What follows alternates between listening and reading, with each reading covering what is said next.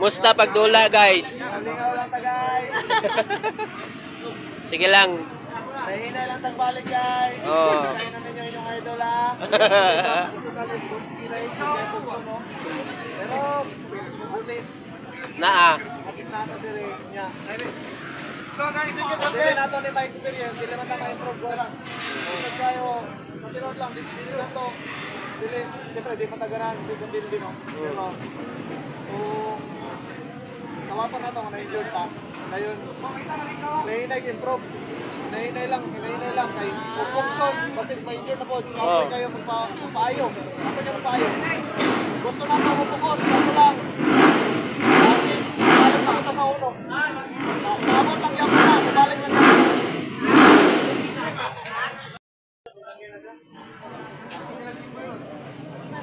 Wala. Ipay ka ito kalibuna, boss. Abot ka ito rin. Thank you, Mayo.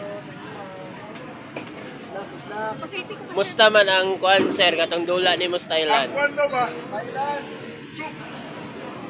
Thailand. Dito, primerong bulan na ako na magbalik. Dagko kayong lapok pa.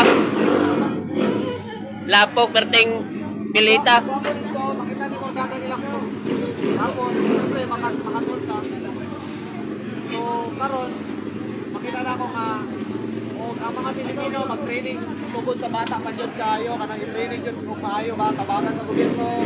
Lisod pa kung sa tuwa, walang kayo na resources kung mamaya lang sila. Ang nakalito sa Pinoy, resourceful na ito, maningkamot na ito, kung sa lang na sa tuwa, maura na ito, di ba? So, hopefully, makakita sa gobyerno ba nga ang mga bata, ang atong mga future generation of athletes, pukusan po nila. Tagaan nilang training program, tagaan nilang facility, kanang restart na gwapo. Di ba, bata dito 50cc, kusog kayo? Kusog yun.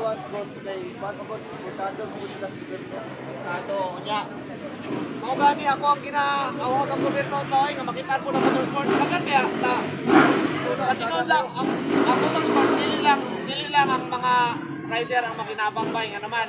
Pati ang future generation sa mga bata na gusto makatunog motor. Kaya ang uban man god pag motocross. Ang uban pod swerte kay maka-motocross. Ang uban kay mag-highway na lang. Kay wala man tugte, walay saktong training. Mo nang madisgrasya hadlok. Mo nang hadlok. Di ba? Kana siyempre kung natay saktong na training para sa mga bata, ma-reduce nato ang mabawasan nato ang disgrasya sa dalan bay. Pinakadagang na disgrasya sa dalan motor. Okay. Kagabi bago ko niadto dire, disgrasya pod motor sa may Mandog. Nagian ako. Amo yung gitabang bay. Gitabangan jud namo nga dili jud siya maunsa. Madala sa ospital. Luoy kayo.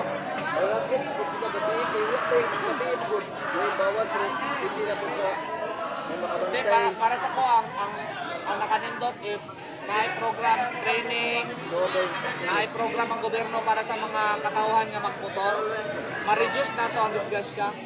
Tanan beta nang inabuhi lang sa dalan, di ba? Tanan beta mo aging dalan, safety ba? Pero talingon dyan kung comment sa mga ni Margie ba na ayok nga tagano pagtagad ng gobyerno Training yun. Training, facility, programa yun para sa atong motorsports kay dili lang ang conventional sports. Sa una, basketball, dili volleyball. Sila, naman gid sila. Sa una, pero na naman good po yung bagong tubong ang sports sa Pilipinas, ang motorsports, circuit, enduro, motocross. Di ba? Dagan kayo na oy. Samot ng Mindanao. Tapos gilang ko na Kunya, para sa kuha ha, mas may magtinabangay ang Pilipino bay. Lahi ra yun sa US. Lahi ra sa US. Nagko na magod sila dito budget na resources na sila tanan sila man ko napausuan eh. So, pero sa Pilipino kaya sa Pinoy samot ang mga bata karon. Ako gani ginatanaw sa future unta mga bata pud no mo pagabot dito kay dili na sila maglisod unta ma-training sila sakto diri para pagabot sa panahon. Wala akong gusto makita magawas panahon. panikamotor naman mo diri nga bangka. Hopefully makadaog kong luto kay kung makadaog kong luto ako'y mo suporta sa mga Sana all. problema watay taya. Shout out dol sa imuhang sponsors. Shout out sa mga sponsors to. Maraming salamat. Okay, kita na gina sa Thank you, Idol Borns.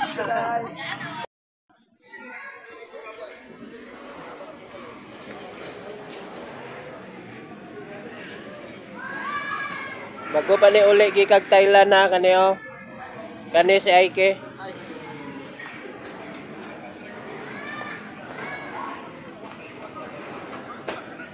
Karong nga nagtaod sana ha.